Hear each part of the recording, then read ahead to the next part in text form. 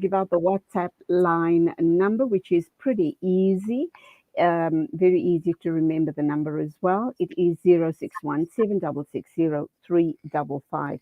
Please do become a part of the conversation, whatever's on your mind. And I do know that something that's on everybody's minds is the issue around Hajj 2022 and just how just how expensive it is to go on Hajj.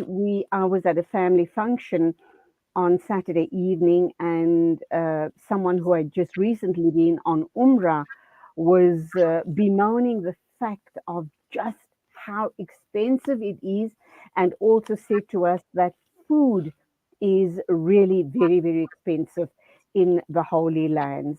And I guess it's possibly due to the lockdown. The whole world is in lockdown, and I think in the Holy Lands as well, people are probably battling to make ends meet and doing absolutely everything they possibly can to make things as easy and possibly as affordable as they possibly can. But I think it is quite a challenge.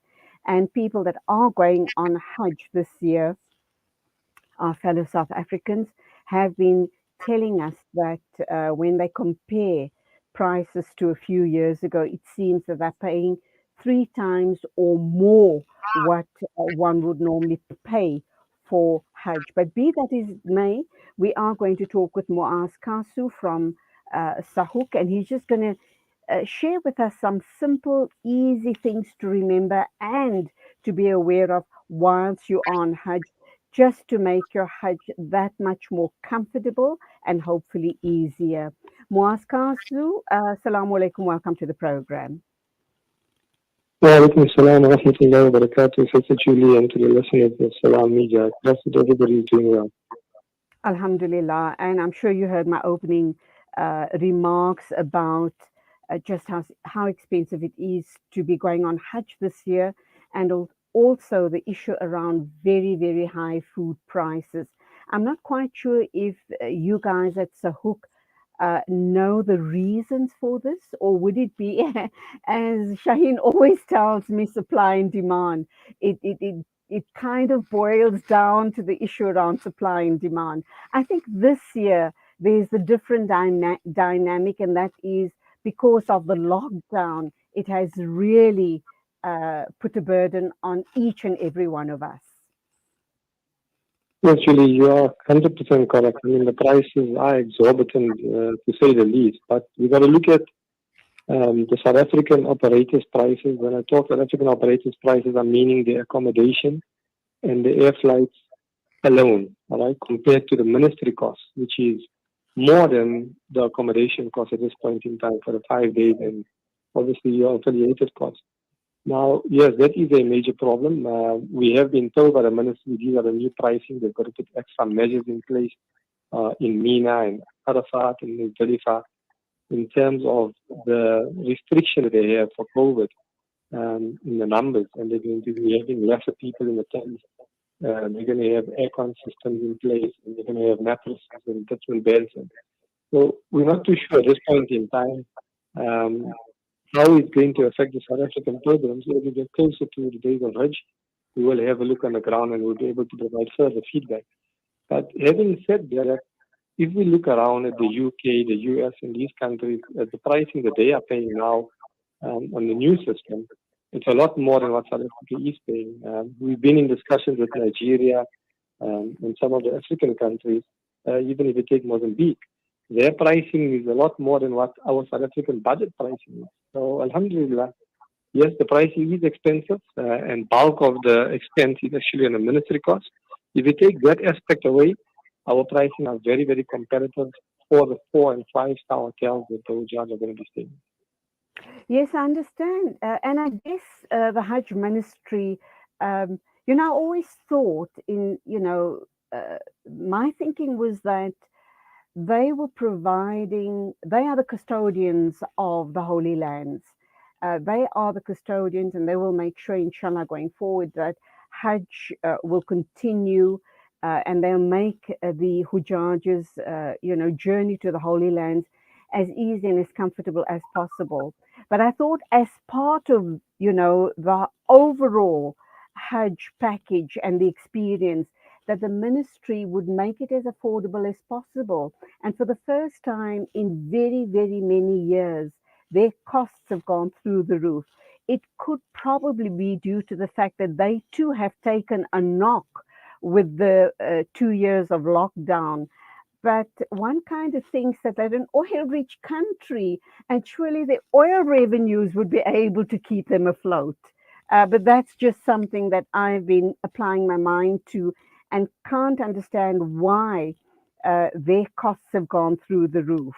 I guess that's something we can't even begin to understand. And hopefully, going forward, the different countries and the embassies will engage with them and ask them to bring down those prices.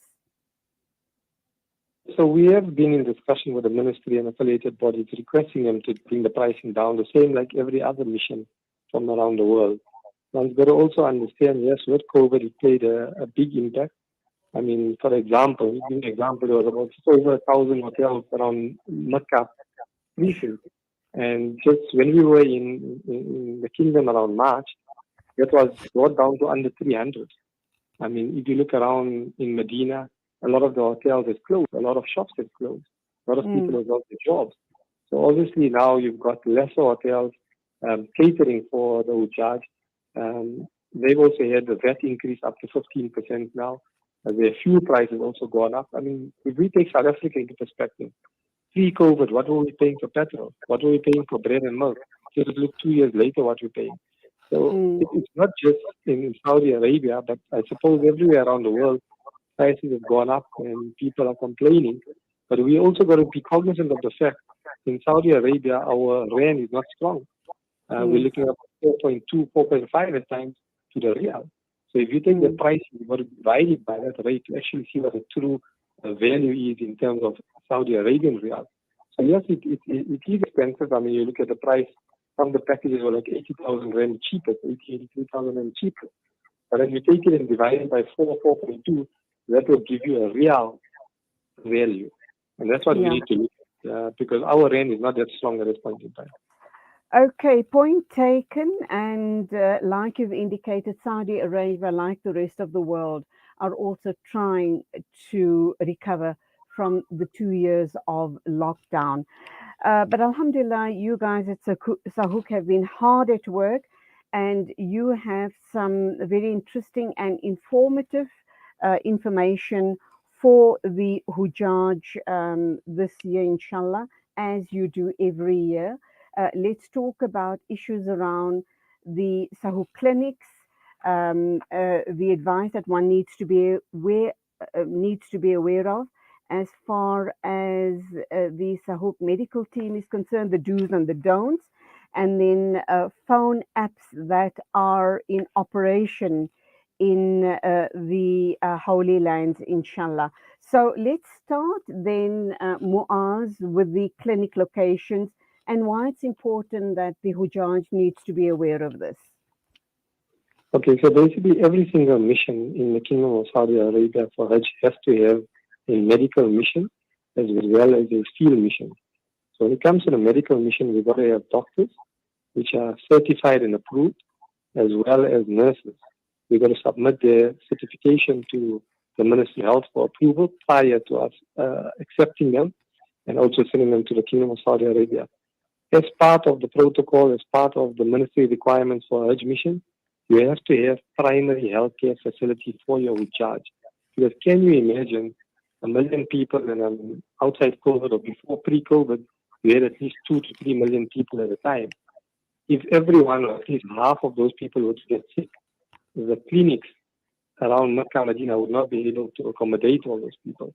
Hence, what they're saying is each mission needs to have a primary health care. And the primary health care is, for example, like your normal GP that we have in South Africa. You would go and visit the GP. He would do an assessment on the individual, and he would give you medication. And if there's any medication that we do not keep, we will provide you with a script that you have to go to the nearest chemist to obtain the medication. So a lot of people always ask, Why does SAHUC charge 1,500 Rand a person when you get accredited? Well, this is one of the reasons. We've got to take the doctors, we've got to take the nurses. We provide you with medication, and we don't stop the Hujjaj from visiting the clinic. You can come as many times as you wish throughout your stay in the Kingdom of Saudi Arabia. So if you take into perspective, if you were to go today to a GP, you would pay nothing under 400 Rand just for a visit without medication. So we are not stopping the Hujjaj from any amount of time to visit this clinic. And as part of it, we've got to have a facility wherever our Hujjaj are based. So, for example, we have a clinic in Medina at Tayyiba Suite, which is right in front of the Haram. And then we've got a clinic in Mecca at the Jabal Umrah Marriott Hotel. That is where a lot of the South Africans are staying in a similar region, similar area. And then in Azizia, we have to have a clinic which will be in the Khidmat al-Awam building, where majority of the Hujjaj will be situated in Azizia. And then also during the 5 days of Hajj, we have a temporary clinic in Mina and Arafat to cater for the South Africans, because we find with the heat, a lot of them tend to get sick because they don't hydrate themselves. And then we look after them and take care of the South Africans. So the clinic is operational every day. We go 7 days a week. We've stipulated the times for the Hujjaj. And the only time the clinic is closed is between Maghrib and Isha every day and Friday mornings till Jummah. Thereafter, the clinic is operational 7 days a week. All right, Moazz, due to time constraints, let's move on.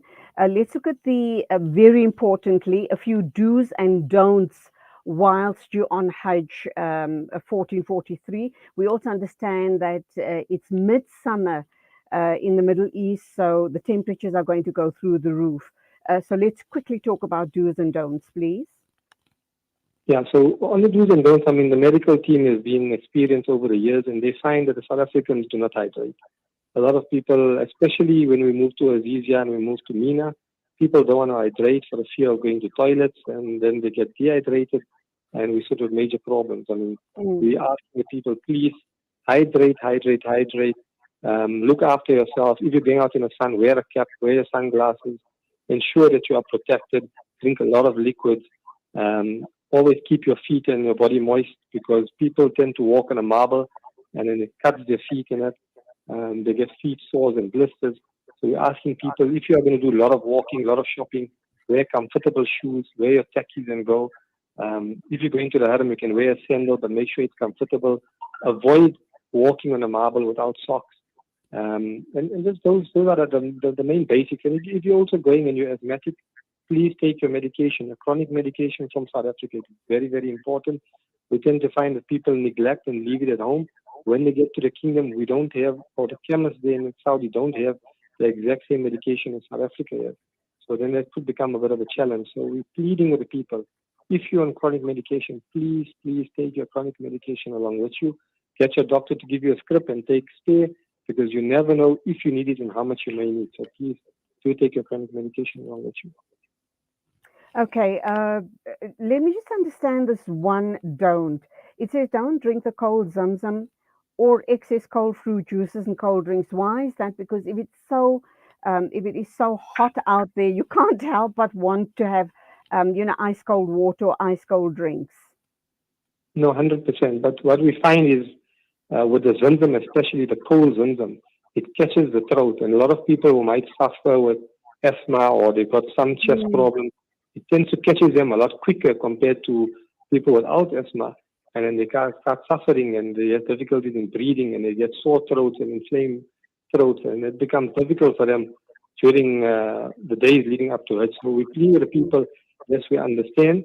You can have, no problem, have cold zamzam, have cold drinks, but try and limit it. Don't drink excess, because it might catch your throat and then it might catch your chest. And we have difficulty with the Hujjaj suffering during their time in Saudi Arabia. Okay, let's look at the phone apps that work in the kingdom. Okay, so looking at the phone apps, at the moment, we recommend, because this is what bulk of the Hujjaj or the pilgrims utilize, in terms of messages, WhatsApp and Telegram are the two main platforms. In terms of phone and video calls, there's an app called Imo or Google Geo. Those two work quite well. And if you intend doing any conference and video calls with family and friends, you can utilize Zoom, Microsoft Teams. Yes, there are other applications that work in the kingdom, but these are the main ones that we've been utilizing with success, and we haven't had any issues. Hence, we appeal to the South African public to try and use these apps for ease of your communication with your families and friends back home. Inshallah. Any other important pieces of advice that you want to leave with the Hujjaj before we wrap up on the interview? I think the biggest one, and we tell us about Hajj every year, is just to have sabr. I know people put lots of expectations and they go with Yeah. a world of expectations when they get to the Kingdom of Saudi Arabia. But just have sabr. I mean, everything is Inshallah. it has its time and it has its place, and we are the guests of Allah. That's the key Moaz, thing to just before I let you go, I think the one thing that SAHUC always tells the Hujjaj is try and rest as much as possible and don't lose out on sleep. But the thinking is, I'm going to the Holy Lands. When am I ever going to be here again? So people really push themselves to the limit and compromise on sleep to spend as much time as they possibly can at the harams. Why is sleep so important? Okay, cool. What people must always remember, Hajj is only the 5 days. That's when you go to Mina, Arafat, Muzdalifah, and you do your pelting. Prior to Hajj, yes, you're going to go Medina, and you're going to come to Mecca. And we always tell the judge, yes, it's once in a lifetime opportunity. Make the most of it in Medina, make the most of it in Mecca, but do everything in moderation. And then when you come to Azizia, it is time to rest, time to prepare for the 5 days of Hajj. That is what your purpose is in the kingdom. But what we tend to find is when the South African Hujjaj get to Azizia, they tend to want to travel all the time to the haram, spend long hours in the haram, go and do a lot of shopping till late at night, and they get lack of sleep. They are tired, and when it comes to the 5 days at the crunch time, with the heat, they can't cope, they can't manage because their body is tired. I mean, we are not fit, all of us South Africans. Not everyone is an athlete, not everyone trains in gyms. And then we find that body cannot take it because we are hydrated, we have lack of sleep. And when we need it the most, we just don't have the energy and the stamina within us. Hence, we are telling the people to have a lot of rest, a lot of sleep, wherever possible, and pace yourself. Don't try and overexert yourself while you're in Mecca and Medina. And when you're in Azizia, you need to rest and prepare mentally and physically for the 5 days of Hajj. Okay, Moazz Casoo from SAHUC, shukran very much for those sterling pieces of advice. Inshallah, Allah subhanahu wa ta'ala grants all our prospective Hujjaj Hajj Maqbool, Hajj Mabroor. Thank you for talking to us. The time is exactly 8:30 a.m. This is News and Views right here on Salam Media.